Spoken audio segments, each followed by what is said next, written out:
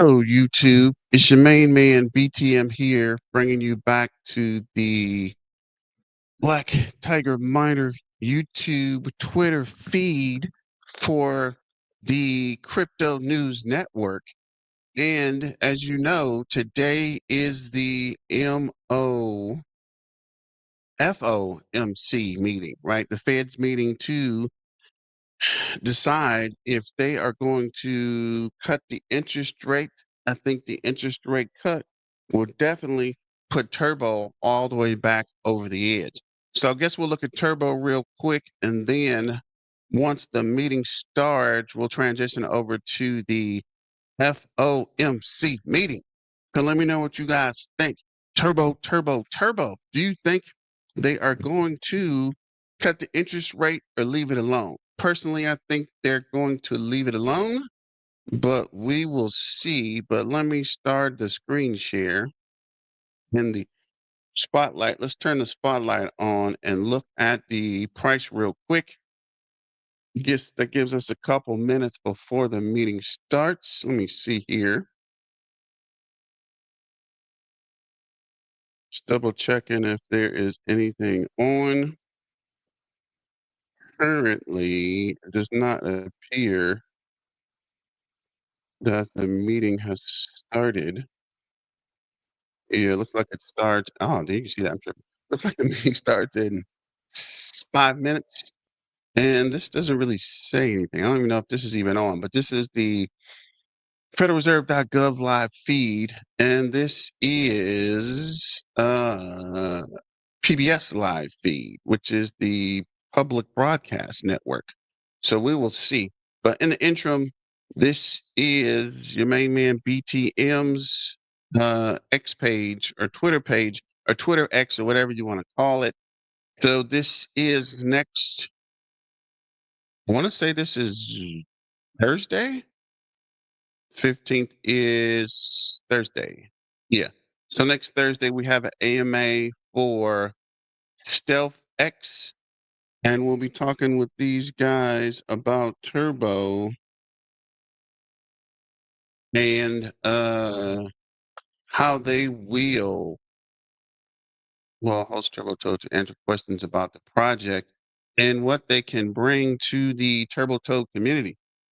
So make sure you like, share, and subscribe and help get the word out about this AMA. Hopefully we'll have a successful AMA and bring a lot more people over to the Turbo Toad token. So this is Turbo hits a penny before ETH hits 2K. Watch out. Shout out to You So Baller. Hey, Robin Hood, feel the pulse of the community. List Turbo. If you want to shape the future, the time to act is now. What time is it? Look at the charts. Look at the clock. It's Turbo time. Load up. So shout out to Turbo, right? It's the Turbo turn up time. Let's keep it pushing. This is Terminator Turbo by Quantum Leaps and Bounds. Your Turbo via Help Me See It. AI Backstory Community Global Appeal Partnerships 100 plus exchanges, trading volume, and upside potential and more. Turbo Army Toadettes thanks you. So this is my main man, Roaring Toady. It's almost time. In 1 hour, Fed rate decision, Powell live at the press conference. Question for the Turbo community. What's your take? Will Powell go hawkish or keep or still hold? Not sure what that is. Or surprised with a dovish tone? We're watching closely. He's right, right? Whatever he says is going to be big in the decision. Turbo is on holiday, cruising the desert on the camel, soaking up the sun with ancient vibes. And Max, Dutch Coin Hunter, I definitely wouldn't mind cruising the desert, soaking up the sun. But we will see. This is Peck Leg Wally. Where you been, bro? Crypto markets chosen. Turbo as the crypto to buy in 2025. Do not get left behind. You deserve what's about to happen. As you can see, we're teetering. Look at Turbo. Just 2 weeks ago, it had the biggest pump in the top 300 market cap volume. Ratios are beyond impressive, and it's community driven. So what is this? Uh, Peter Anthony, weird name. Miss Sui, rivals, and others. Here's how you can find the coins that will pump. We'll circle back to that. Insanity doesn't just ride, it leads to charge. Hold on tight. The revolution is in motion. So the revolution will not be televised. Terminator, sick of rug pulls, scammy coins. Dr. Turbo has the cure. 100% token distributed, unruggable. Doc's founder, listed on 125 exchanges. Binance and Coinbase, first AI meme coin, and real partnerships, real community. The number one gem on Turbo is built different. Security scanned and audited with zero risk. Uh, Deflammatory percentage of tokens burnt with each transaction. Consistently features in most mentioned cryptos. P.S. You are still early. So shout out to Dr. Turbo, the main man, Turbro. Let's go. Stefan is crypto. We are gonna be rich in the next 2 to 3 months thanks to Turbo. Let's double check to see. It's weird. Still no video. Where is it? We live?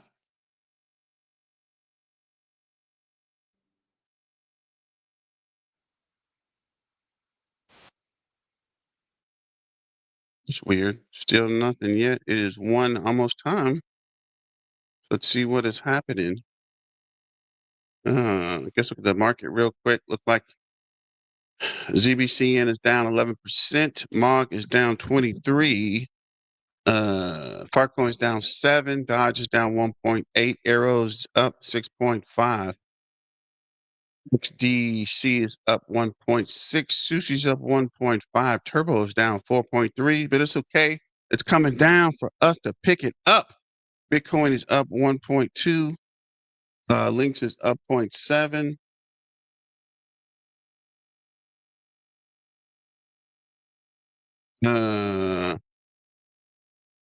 88 Cardano's up 0.9. Brett, I'm tripping. Brett is up 9.6. Pepe's 4.9. Looks like there's people popping in. Seems like the government efficiency boy. Ingest is up 3. Metals up 5.6. Quant is up 4.2. Connect is up 3.7. Tron is up 4.8. Um, XCN is up 5.8. Caspa's up 0.5. Picachat's up 1.6. Solana's up 1.4. Let's see here. Turbo's down 3.95 currently, and looks like we're sliding back down to the 005. This is the 006 and the 007. So we just have to wait and see what the Fed says. Current holders is 54,453. And it's pretty amazing how fast we got up to almost halfway to 55,000, almost 54,500. And I want to say a week or less, or maybe 2 weeks. Last hour, we gained 17, 4 hours, 35. Day 114, last 3 days 315, last 7 days 393, 14 days 1065, and 30 days 1290 new holders. So what is going on? double checking here if there's any movement. Economic outlook Okay, we live. largely reflecting. It remains to be seen how these developments might affect future spending and investment. In the labor market, conditions have remained solid. Payroll job gains averaged 155,000 per over the past 3 months. The unemployment rate at 4.2% remains low and has stayed in a narrow range for the past year. Wage growth has continued to moderate while still outpacing inflation. Overall, a wide set of indicators suggest that conditions in the labor market are broadly in balance and consistent with maximum employment. The labor market is not a source of significant inflationary pressures. Inflation has eased significantly from its highs in mid-2022, but remains somewhat elevated relative to our 2% longer run goal. Total PCE prices rose 2.3% over the 12 months ending in March. Excluding the volatile food and energy categories, core PCE prices rose 2.6%. Near-term measures of inflation expectations have moved up, as reflected in both market and survey-based measures. Survey respondents, including consumers, businesses, and professional forecasters, point to tariffs as the driving factor. Beyond the next year or so, however, most measures of longer-term expectations remain consistent with our 2% inflation goal. Our monetary policy actions are guided by our dual mandate to promote maximum employment and stable prices for the American people. At today's meeting, the committee decided to maintain the target range for the federal funds rate at 4.25% to 4.5% and to continue reducing the size of the balance sheet. The new administration is in the process of implementing substantial policy changes in 4 distinct areas: trade, immigration, fiscal policy, and regulation. The tariff increases announced so far have been significantly larger than anticipated. All of these policies are still evolving, however, and their effects on the economy remain highly uncertain. As economic conditions evolve, we'll continue to determine the appropriate stance of monetary policy based on the incoming data, the outlook, and the balance of risks. If the large increases in tariffs that have been announced are sustained, they're likely to generate a rise in inflation, a slowdown in economic growth, and an increase in unemployment. The effects on inflation could be short-lived, reflecting a one-time shift in the price level. It is also possible that the inflationary effects could instead be more persistent. Avoiding that outcome will depend on the size of the tariff effects, on how long it takes for them to pass through fully into prices, and ultimately on keeping longer-term inflation expectations well anchored. Our obligation is to keep longer-term inflation expectations well anchored and to prevent a one-time increase in the price level from becoming an ongoing inflation problem.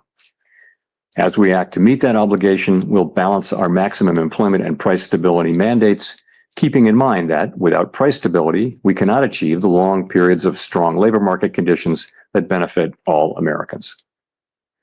We may find ourselves in the challenging scenario in which our dual mandate goals are in tension.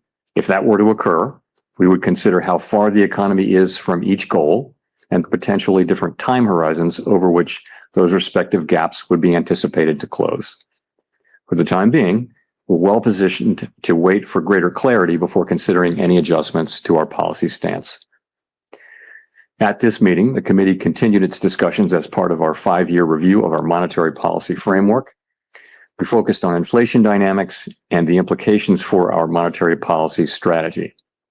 Our review includes outreach and public events involving a wide range of parties, including Fed Listens events around the country and a research conference next week. Throughout this process, we're open to new ideas and critical feedback, and we will take on board lessons of the last 5 years in determining our findings. We intend to wrap up the review by late summer. The Fed has been assigned 2 goals for monetary policy: maximum employment and stable prices. We remain committed to supporting maximum employment, bringing inflation sustainably to our 2% goal, and keeping longer-term inflation expectations well anchored. Our success in delivering on these goals matters to all Americans. We understand that our actions affect communities, families, and businesses across the country. Everything we do is in service to our public mission. We at the Fed will do everything we can to achieve our maximum employment and price stability goals. Thank you. I look forward to your questions. Steve Leachman, CNBC. Thank you, Mr. Chairman, for taking my question. A lot has happened since the last meeting. There have been tariffs put on, tariffs taken off, and meanwhile, there's a bill advancing in Congress. And I just wonder if I could press you on the last part of your statement. Are you any closer now to deciding which side of the mandate is going to need urgent care first? Well, so as we noted in our statement, post-meeting statement, we've judged that the risks to higher employment and higher inflation have both risen. And this, by the way, of course, is compared to March. So that's what we can say. I don't think we can say, which way this will shake out. I think there's a great deal of uncertainty about, for example, where tariff policies are going to settle out. And also when they do settle out, what will be the implications for the economy, for growth and for employment? I think it's too early to know that. So, I mean, ultimately, we think our policy rate is in a good place to stay as we await further clarity on tariffs and ultimately their implications for the economy. Hearing you describe what you're looking for in terms of being able to make a decision, it sounded like that's a long-term process before you sound like you're going to be comfortable, or the committee would be comfortable to act on what the data is telling you. I don't think we know. I think if you look where we are today, we have an economy that, if you look through, the sort of distortions in Q1 GDP, you've still got an economy that looks like it's growing at a solid pace. The labor market appears to be solid. Inflation is running just a bit above 2%. So it's an economy that's been resilient and is in good shape.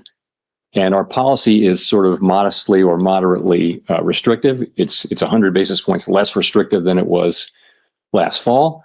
And so we think that leaves us in a good place to wait and see. We don't think we need to be in a hurry. We think we can be patient. We're going to. So did he mention yet if they're cutting the interest rate? I'm kind of watching it, but I'm not watching the whole thing. Let me know in the comments.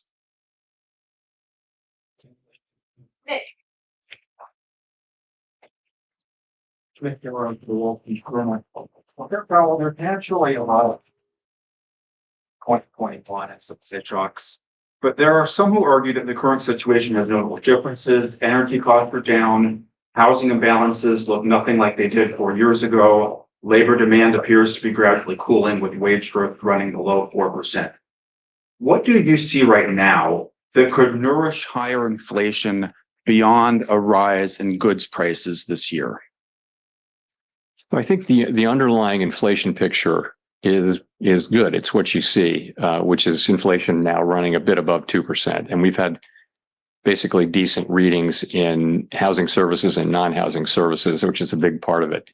So that part, I think, is moving along well. But there's just so much that we don't know. I think, and we're in a good position to wait and see is the thing. We don't have to be in a hurry. The economy has been resilient and is doing fairly well. Our policy is well positioned. The costs of waiting to see further are fairly low, we think. So that's what we're doing. And we'll see. The administration is entering into negotiations with many countries over tariffs. We'll know more with each week and month that goes by where tariffs are going to land, and we'll know what the effects will be when we start to see those things. So we think we'll be learning. I can't tell you how long it will take, but for now, it does seem like it's a fairly clear decision for us to wait and see and watch.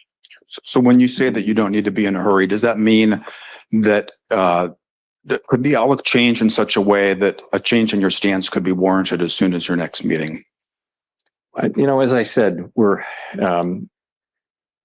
we are comfortable with our policy stance. We think we're in the right place to wait and see how things evolve. We don't feel like we need to be in a hurry. We feel like it's appropriate to be patient. And when things develop, of course, we have a record of we can move quickly when that's appropriate.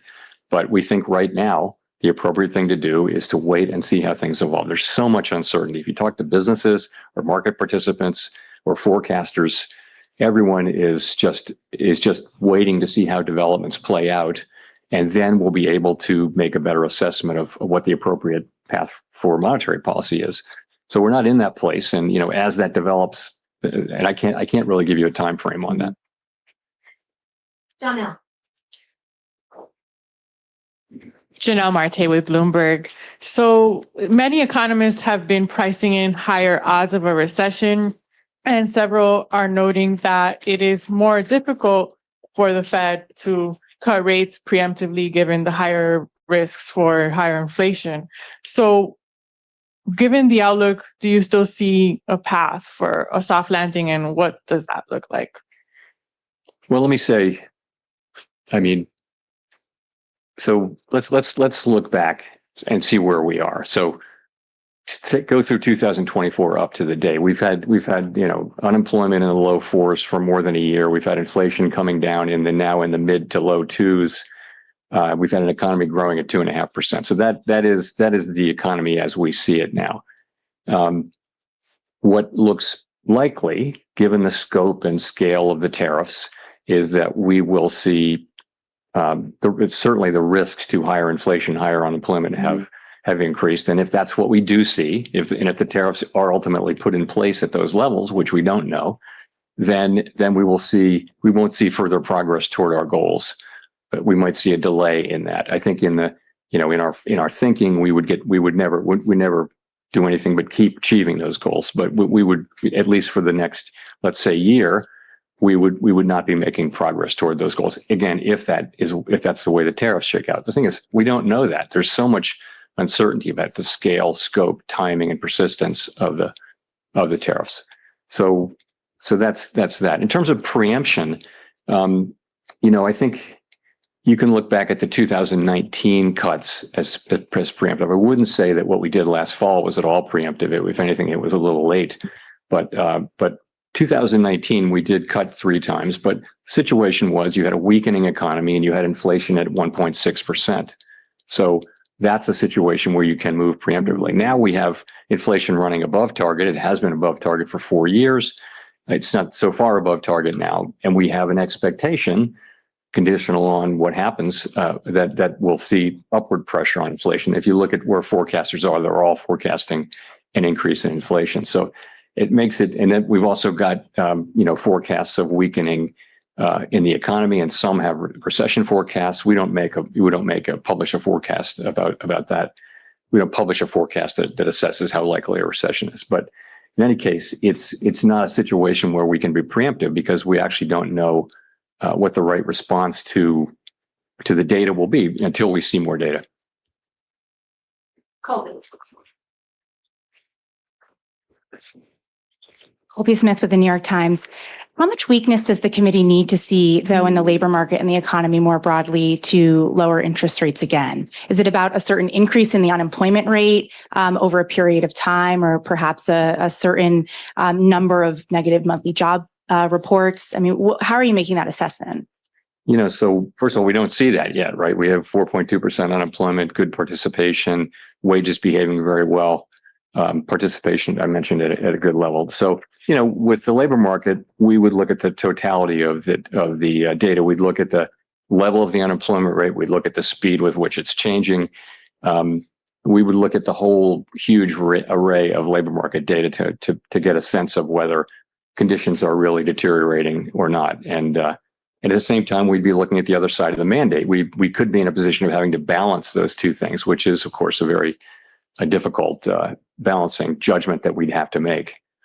On that point about balancing, I mean, you've mentioned that the committee would consider how far the economy is from each goal and the time it would take to kind of get back to that point. But what does that mean in practice? I mean, how much of that assessment will be rooted in a forecast versus data dependence?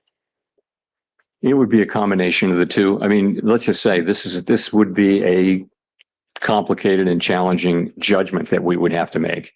Yeah, we're not in this situation, but the situation is if the two goals are in tension. So let's say that unemployment is moving up in an uncomfortable way, and so is inflation. Not the situation we're in, hypothetically, but we would look at how far they are from the goals, how far they're expected to be from the goals, what's the expected time to get back to their goals.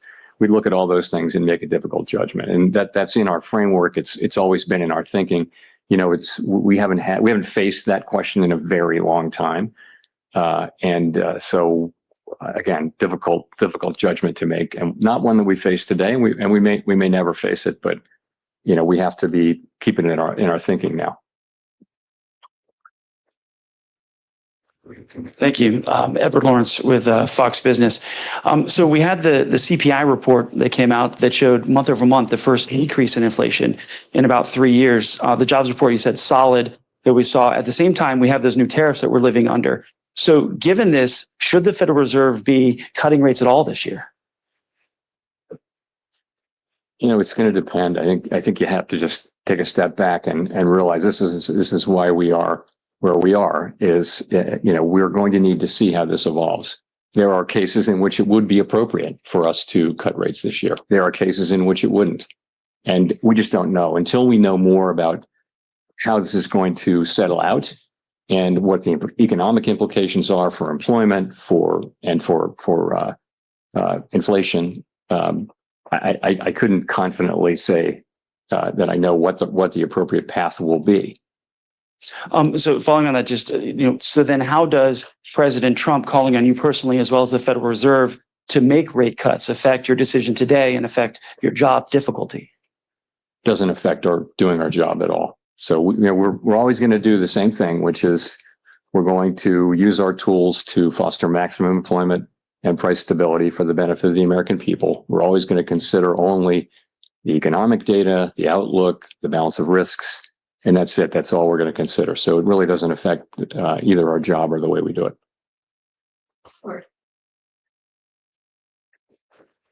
Hi, Howard Schneider with Reuters, and thanks for the time. I'm wondering, given the complexity about the first quarter GDP and what lies ahead, I'm just wondering what your intuition tells you about the underlying direction of the economy right now. Many of your colleagues have said they feel growth is slowing. If so, do you have any sense of by how much, to what degree the slowdown may be? What does your gut tell you about how things are evolving out there?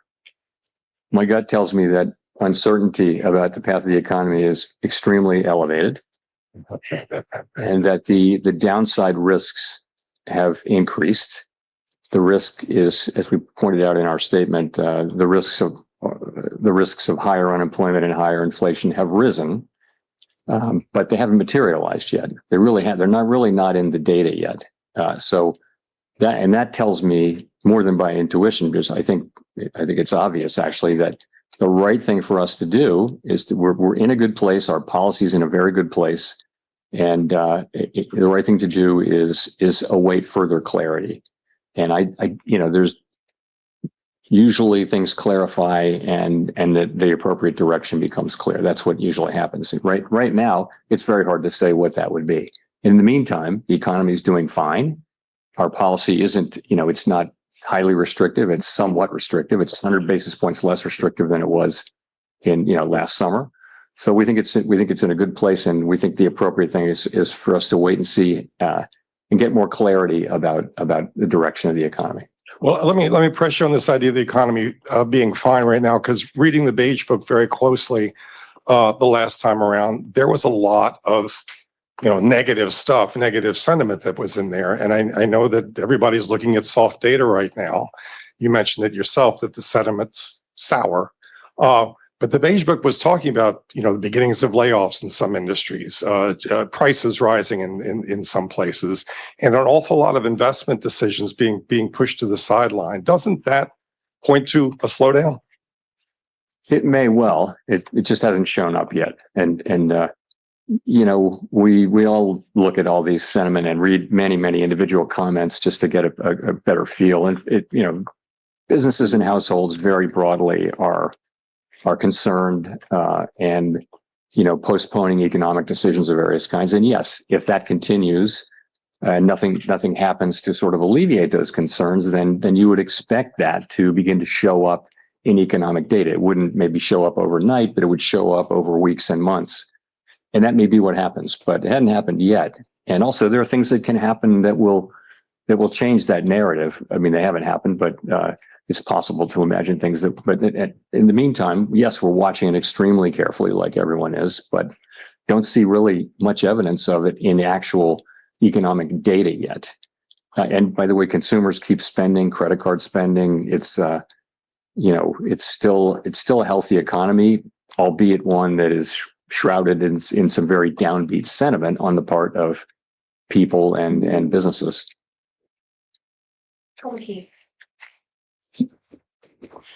Michael McKee from Bloomberg Radio and Television.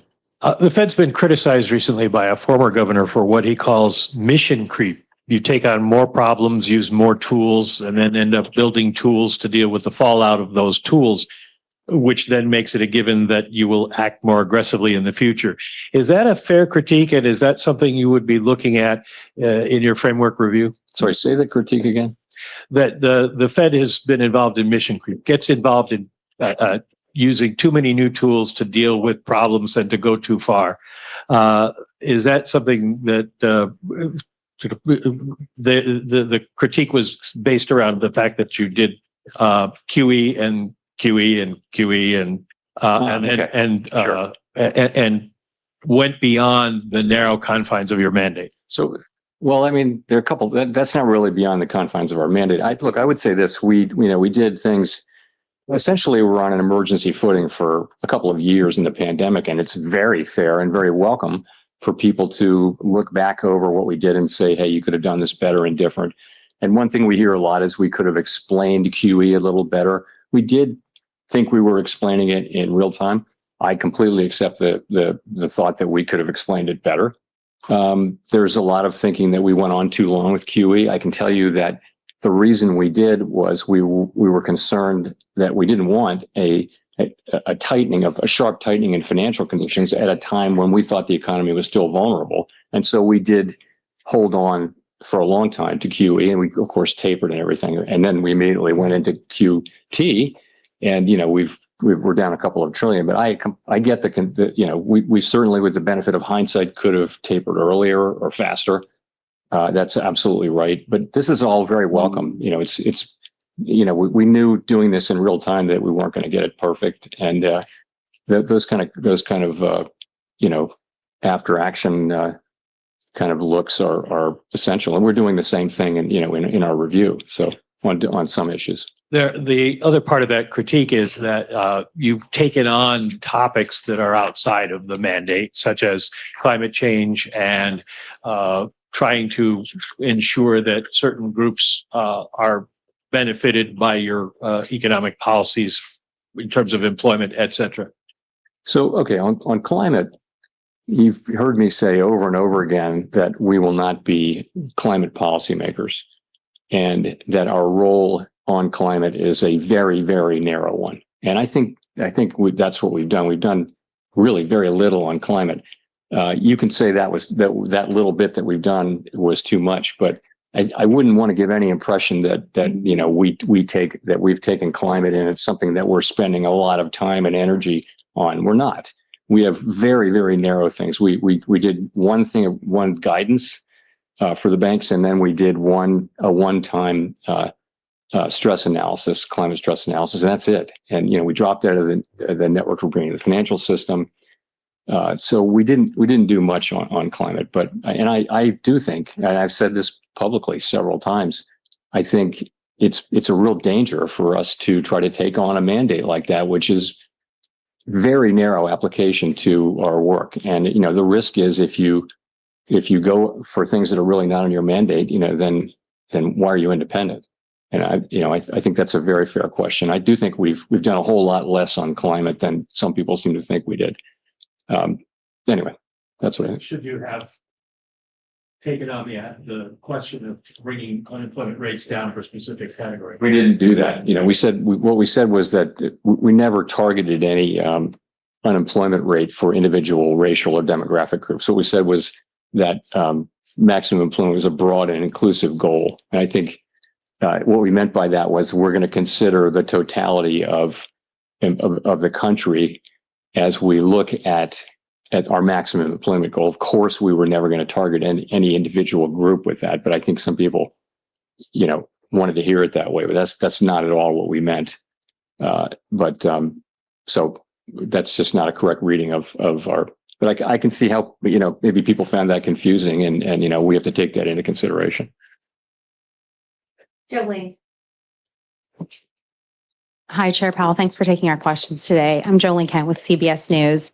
You've said wait and see, and the economy is doing fine today, but the impact of tariffs are already showing up at the ports. Businesses big and small are telling us that they feel it, and most importantly, consumers say they feel it, that the challenges are here, and there's no waiting and seeing. For Main Street, what is the breaking point? What would have to happen to prompt a rate cut specifically? Well, so we really don't see in the data yet big economic effects. We see sentiment, there are concerns that higher prices may be coming or things like that. So they're worried now about inflation. They're worried about the a shock from the tariffs, but they really haven't. That shock hasn't hit yet. Okay, so we're going to be looking at the not just the sentiment data, but also the real economic data as we assess what it is we should do. And remember, there'll be two effects. One of them would be weakening economic activity, which translates into higher unemployment, and the other would be potentially higher inflation. Again, to say it again, the timing, the scope, the scale, and the persistence of those effects are very, very uncertain. So it's not at all clear what the appropriate response for monetary policy is at this time. And and by the way, our policy is in a good place, so we think we can wait and move when it is clear what the right thing to do is. Really not at all clear what it is we should do. So people are feeling stress and concern, but unemployment hasn't gone up. Job creation is fine. Wages are in good shape. People are not layoffs, or people are not getting laid off at high levels.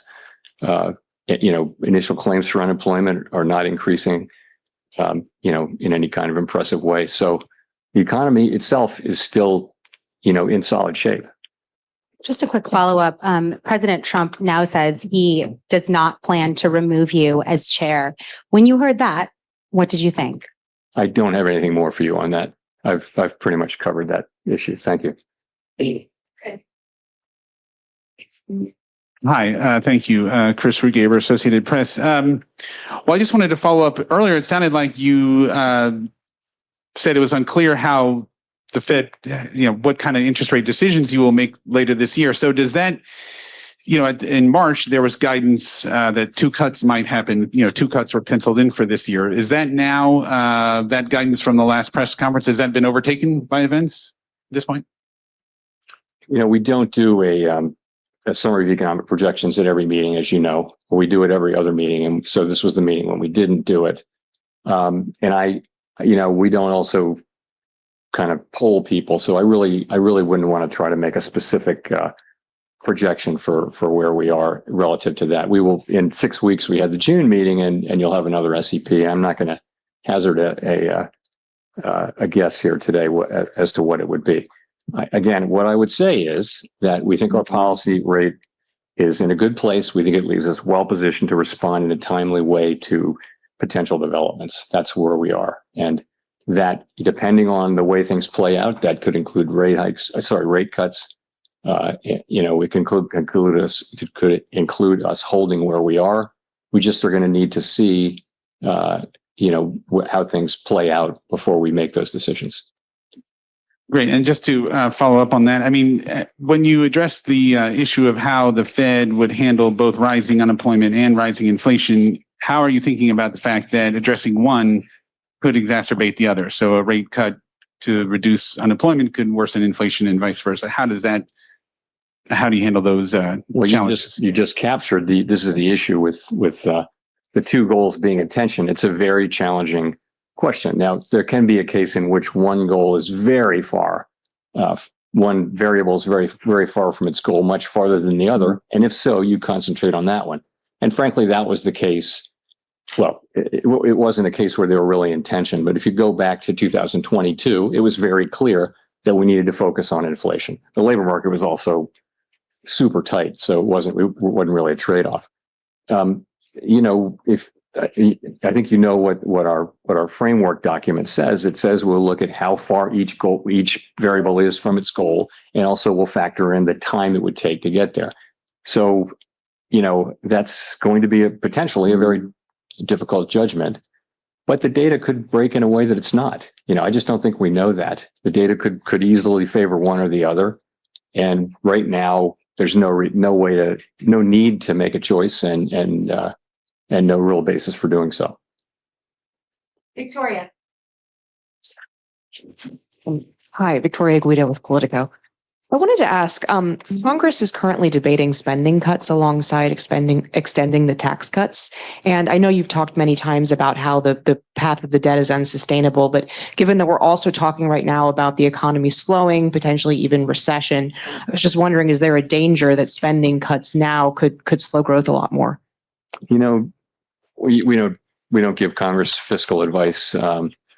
We take what they do as a given and we put it in our models and in our assessment of the economy. So I wouldn't want to, speculate on that. I mean, I think we do know that the debt is on an unsustainable level, on an unsustainable path, not at an unsustainable level, but an unsustainable path.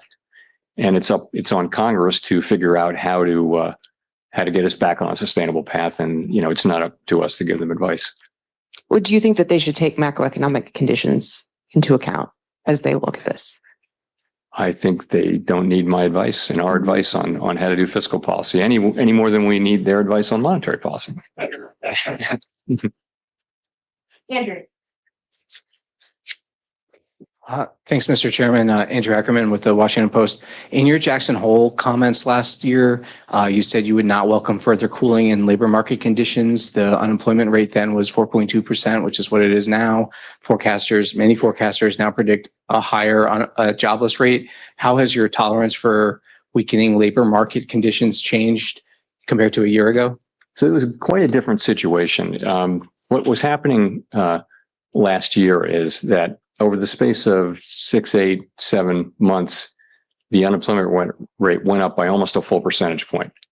And it was click, click, click, click, click each month. And everywhere people were talking about downside risks to the labor market. At the same time, payroll job numbers were getting softer and softer. So there was a really obvious concern about downside risk to the labor market. And so at Jackson Hole and then in September, we wanted to address that forthrightly. We wanted to show that we were there we'd been there for inflation for a couple of years, and we wanted to show also that we're there for the labor market. And it was important that we send that signal.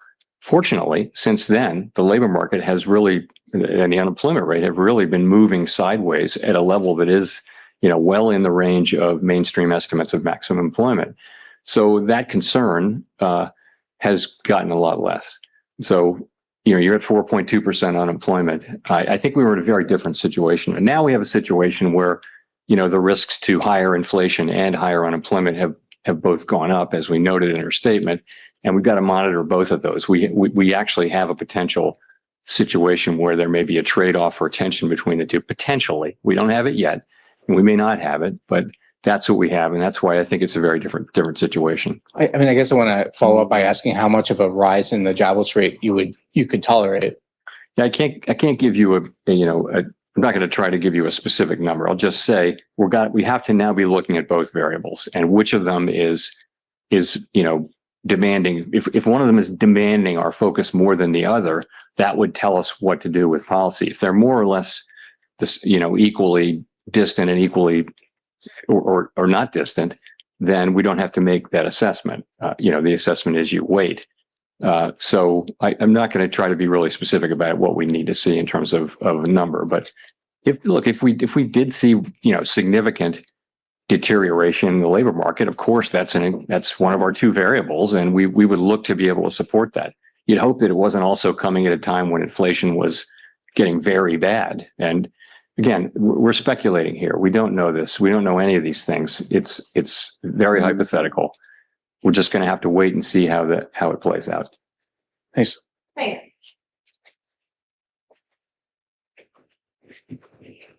Claire Jones, Financial Times. In terms of getting some clarity, we've got some talks at the weekend in Geneva between the US and China. A lot of economists are attaching an awful lot of importance to what we hear from those talks. How much importance are you attaching to them in terms of judging what will happen to the US economy going forward? And just in a similar vein, some economists are saying it's days, not weeks, that we have until we start to put the US economy at risk of seeing the sort of pandemic era shortages and higher prices, if we don't kind of soothe relations between the US and China. So it'd be good to have your view on that too. So, these are not talks that we're in any way involved in, so I really can't comment directly on them. So, but what I will say is this, we had, coming out of the March meeting, the public generally had an assessment of where tariffs were going. And then April 2 happened, and it was really substantially larger than anticipated in the forecasts that I had seen and in our forecasts. So, and now we have we're in a new phase where it seems to be we're entering a new phase where the administration is entering into beginning talks with a number of our important trading partners. And that has the potential to change the picture materially or not. And so I think it's going to be very important how that shakes out. But we simply have to wait and see how it works out. It certainly could change the picture, and we're mindful of not trying to make conclusive judgments about what will happen at a time when the facts are changing. And just on the fall in shipping volumes from China over these tensions, I mean, do you share that concern that we could start seeing goods shortages and higher prices in the coming weeks if this isn't resolved very quickly? I don't want to get we shouldn't be involved even verbally in the questions about the timing of these things. Yes, of course we follow all that data. We see the shipping data, we see all that, but ultimately this is for the administration to do. This is this is their mandate, not ours. And I know as you can see, they're again beginning to have talks with many nations, and that has the potential to change the picture materially. So we'll just have to wait and see.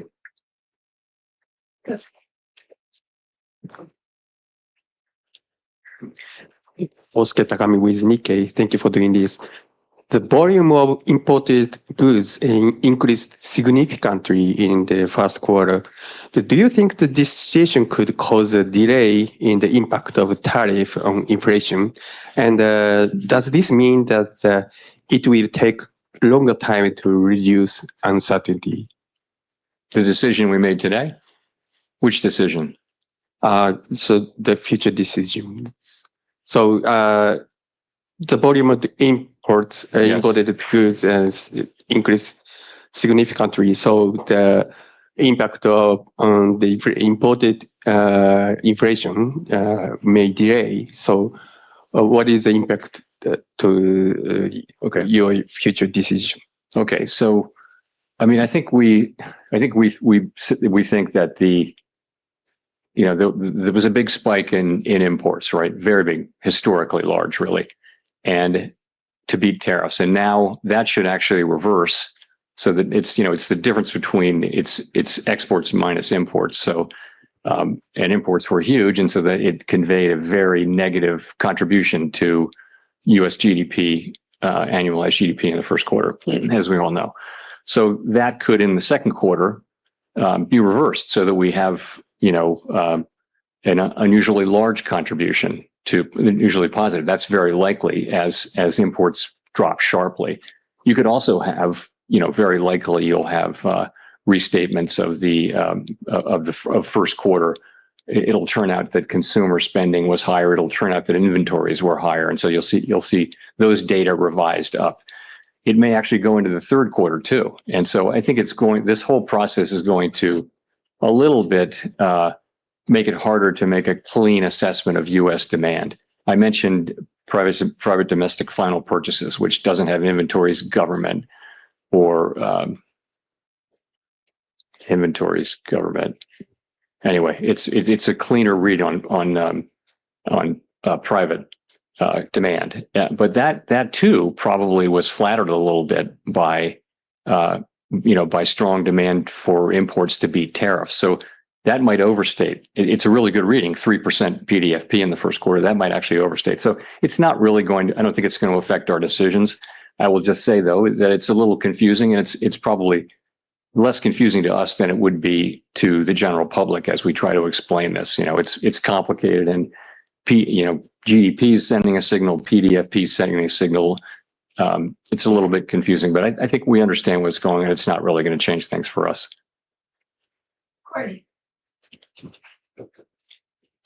Courtney Brown from Axios. I guess, we talked about some of the indications of potential layoffs, price hikes, and economic slowdown, all being evident in the soft data.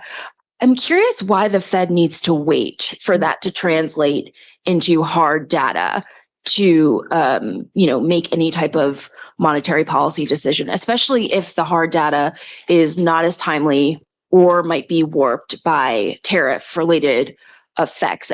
Are you worried that the soft data might be some sort of false warning? No, I mean, look at the state of the economy. The labor market is solid, inflation is low. We can afford to be patient as things unfold. There's no real cost to our waiting at this point. Also, the sense of it is we're not sure what the right thing will be. There should be some increase in inflation. There should be some increase in unemployment. Those call for different responses. And so until we know, potentially call for different responses.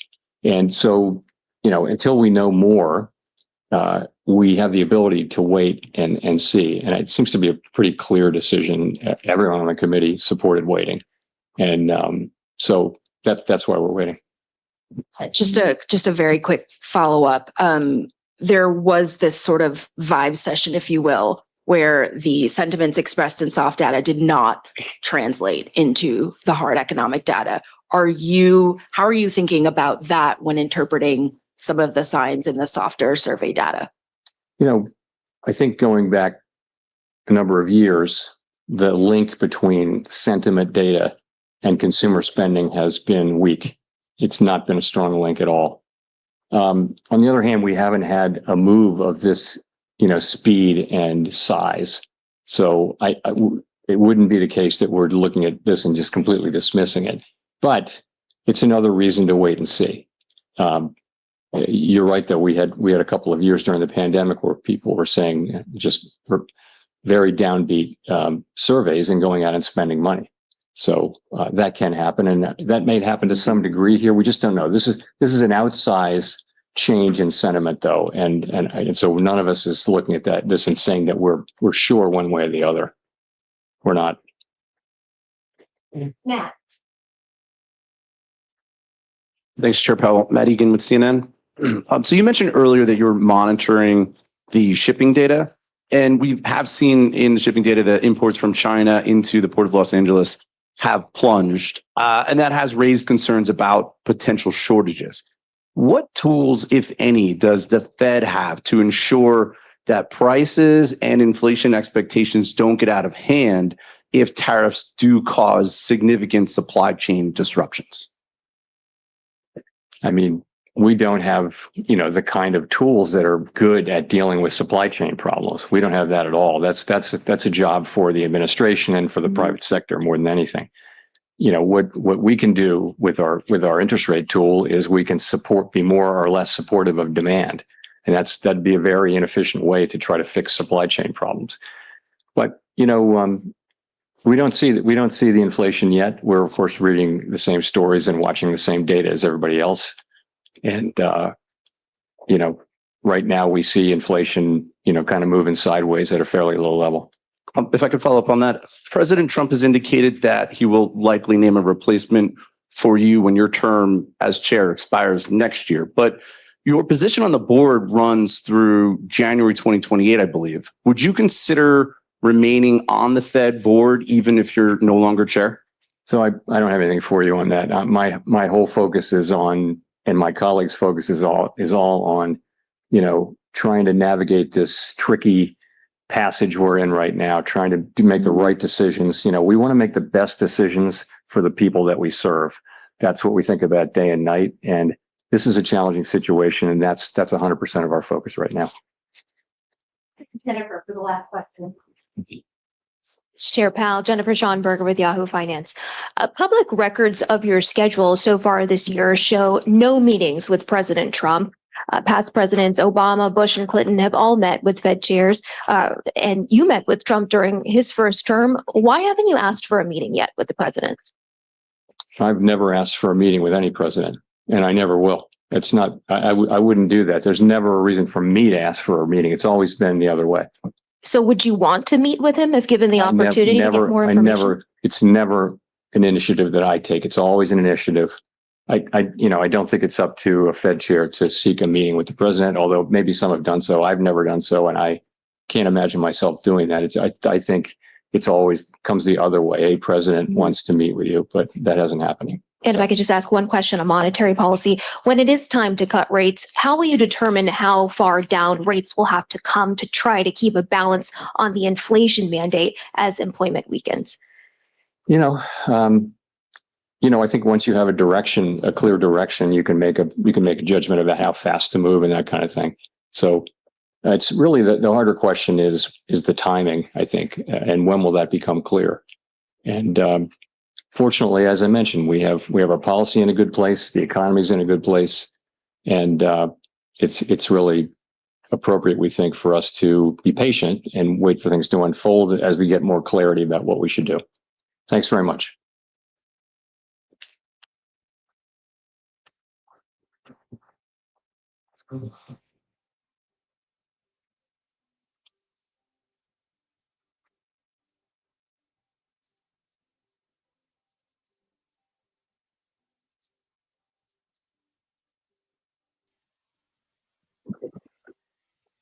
So shout out to Jerome Powell and the Fed.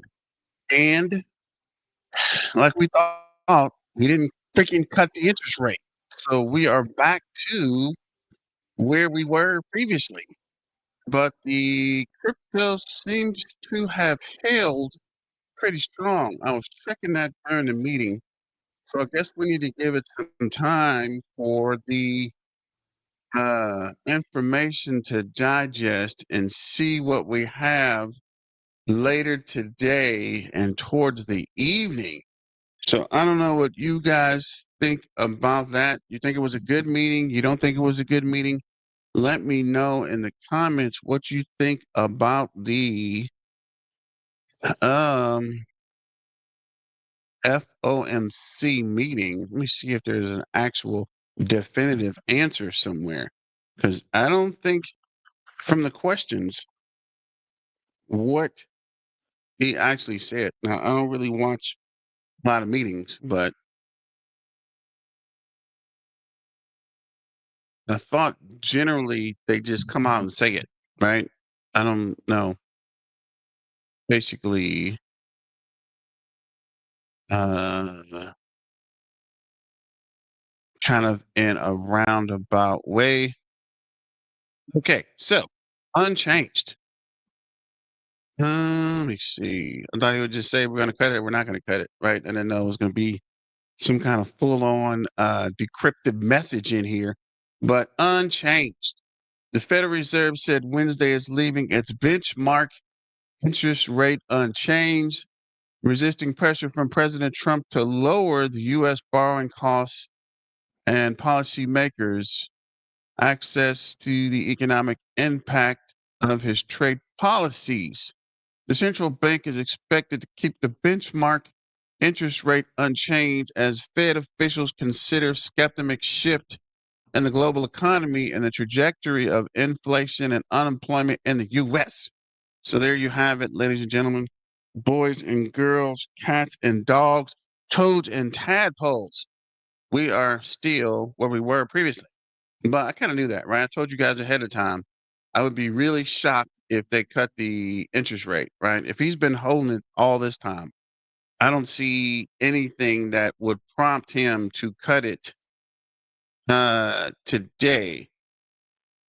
But thanks for joining. I don't want to hold you guys too long. That was just an update. We just wanted to make sure we got the information hot off the press from the BTM Crypto News Network to you guys.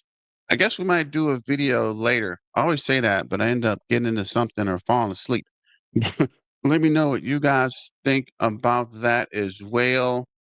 Just look through the numbers real quick. Does not appear to be any massive movement on the turbo toad from the interest rate information. And I was definitely going to come back and do a full video. I just wanted to get that information out about the interest rate, right, as it came in fresh. But as always, let's get back to the money, guys, and stay weird and stay dangerous. It's your main man, BTM, signing out. Thanks for joining. Don't forget to like, share, and subscribe, and super chat if you can. I might come back on at 4 o'clock. I'm not sure yet. But as always, peace out. And thanks for joining.